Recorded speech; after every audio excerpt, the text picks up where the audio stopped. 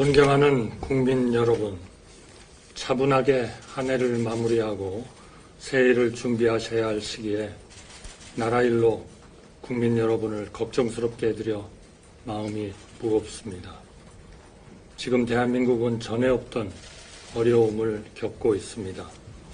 저는 대통령 권한대행 국무총리로서 우리가 이 어려움을 헤쳐나가는 동안 국가의 안위와 국민의 일상에 한치 흔들림이 없도록 안정된 국정 운영에 전력을 다하는 것을 제 마지막 소임이라고 생각하고 있습니다.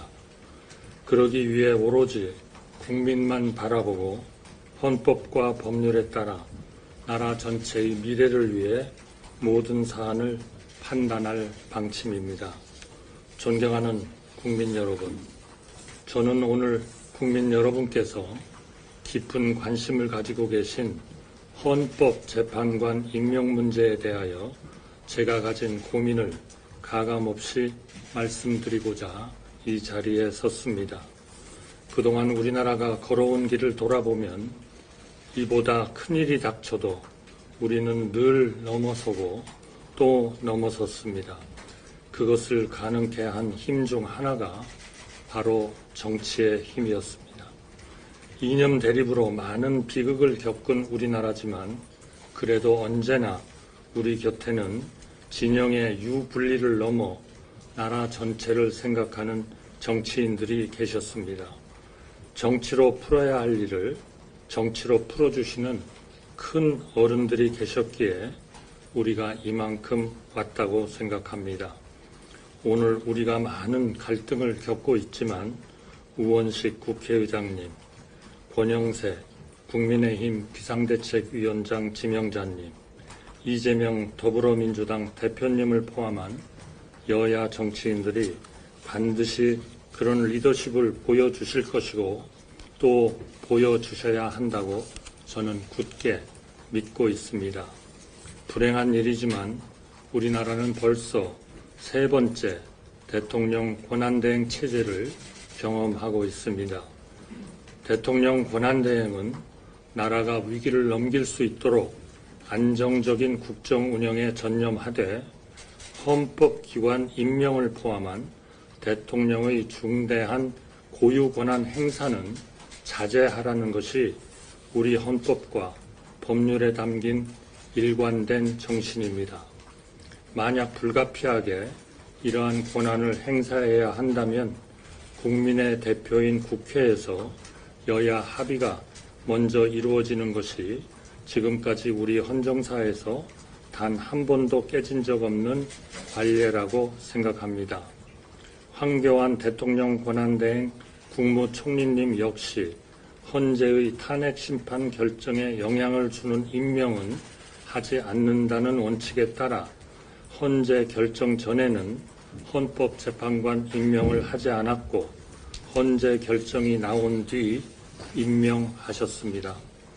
이처럼 대통령 권한대행이 대통령의 중대한 고유 권한을 행사하기에 앞서 여야가 합의하는 과정이 반드시 필요한 이유는 법리 해석이 엇갈리고 분열과 갈등이 극심하지만 시간을 들여 사법적 판단을 기다릴 만한 여유가 없을 때 국민의 대표인 여야의 합의야말로 민주적 정당성을 확보하고 국민의 통합을 이끌어낼 수 있는 마지막 뚜기이기 때문입니다.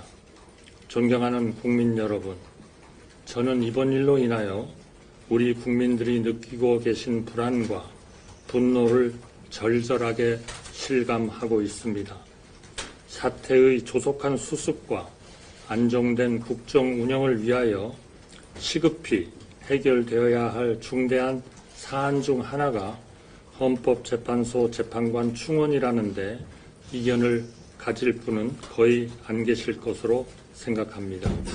국민이 분노하고 있는데 그냥 임명하면 되지 뭐가 문제냐고 말씀하시는 분들도 계십니다만 이 문제는 안타깝게도 그렇게 쉽게 답을 정할 수 없다는 것이 저의 고민입니다. 헌법재판관은 헌법에 명시된 헌법기관으로서 그 역할과 책임이 막중합니다. 우리 역사를 돌아볼 때 여야 합의 없이 임명된 헌법재판관은 단 한 분도 안 계셨다는 점이 그 자리의 무게를 방증합니다. 특히나 지금은 국가의 운명과 역사를 결정하는 공정한 재판이 헌법재판관에 달려있는 시점입니다. 헌법재판소의 구성과 헌법재판관 임명에 대하여 합리적인 국민이 이견 없이 수용할 수 있는 현명한 해법이 반드시 필요합니다. 헌법재판관 충원에 대하여 여야는 불과 한 달 전까지 지금과 다른 입장을 취하였고 이 순간에도 정반대로 대립하고 있습니다. 이런 상황에서 야당은 여야 합의 없이 헌법기관 임명이라는 대통령의 고유 권한을 행사하라고 대통령 권한대행을 압박하고 있습니다. 이런 상황이 계속되다가는 자칫 불가피한 비상사태가 벌어지지 않는 한 대통령 권한대행은 대통령의 고유 권한 행사를 자제하고 안정된 국정 운영에만 전념하라는 우리 헌정 질서의 또 다른 기본 원칙마저 훼손될 우려가 있습니다. 존경하는 국민 여러분, 대통령 권한대행 국무총리로서 저는 오로지 국민을 바라보며 헌법과 법률에 따라 국가의 미래를 위해 판단할 뿐 개인의 거취나 영역은 하등 중요하지 않다고 진심으로 생각하고 있습니다. 여야에 다시 한번 간곡하게 말씀드립니다.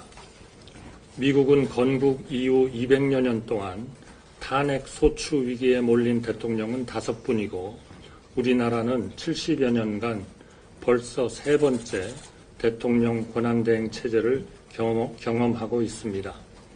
저는 그동안 헌법재판관 임명 문제에 대하여 여야 정치인은 물론 좌우 언론인, 헌법학자, 정치학자 여러분의 말씀을 폭넓게 들으며 깊이 숙고해 왔습니다.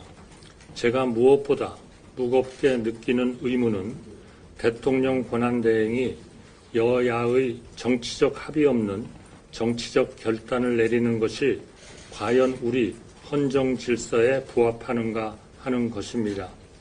저는 이런 고민에 제대로 답을 찾지 않고 결론을 내라는 말씀에 동의하기가 어렵습니다.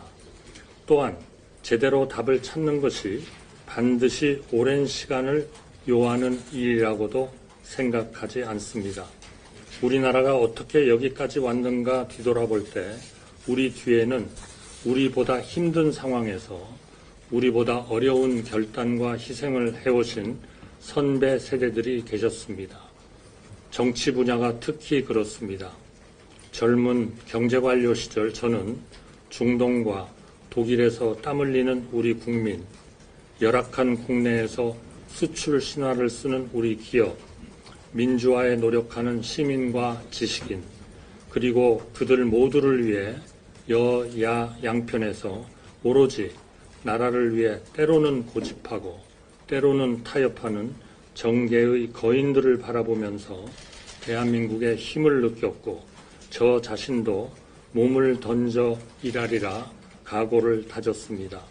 존경하는 우원식 국회의장님, 권영세 국민의힘 비상대책위원장 지명자님, 이재명 더불어민주당 대표님을 포함한 여야 정치인들이 지금 여러분을 보고 있는 다음 세대 한국인들을 위해 앞선 세대 정치인들을 뛰어넘는 슬기와 용기를 보여주시길 대통령 권한대행 국무총리로서 간곡히 부탁드립니다.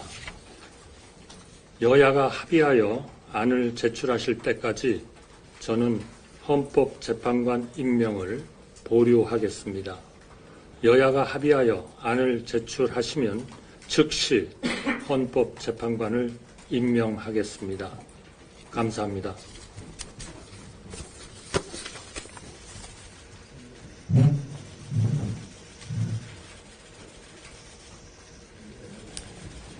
그럼 이상으로 대국민 담화문 발표를 마치겠습니다. 감사합니다.